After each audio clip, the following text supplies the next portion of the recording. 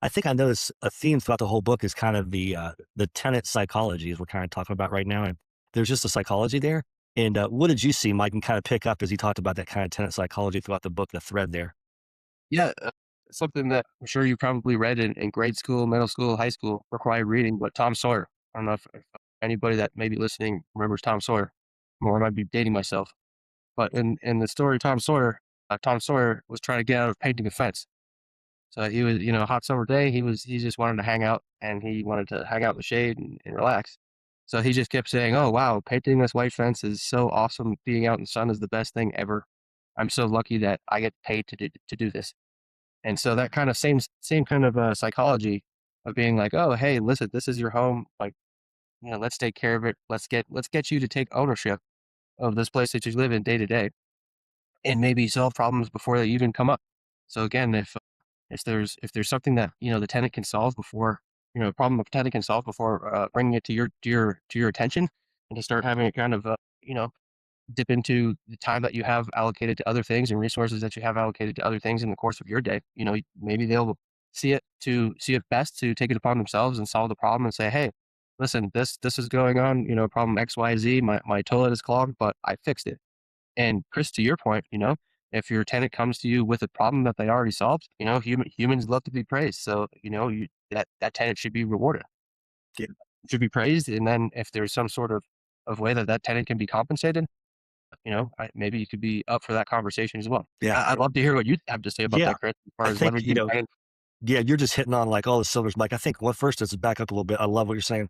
It reminds me of the book How to Win Friends and Influence People. And in that, it talked about, be hearty in your approbation and lavish in your praise. I mean, you want to like, hey, good job, way to go. You want to reinforce good behaviors. I don't think it's always monetarily. I mean, it can be, but I think more importantly, it's verbally. And I think that's really important. And most people don't get verbal affirmation. Most people don't get accolades, even at work, even husbands and wives.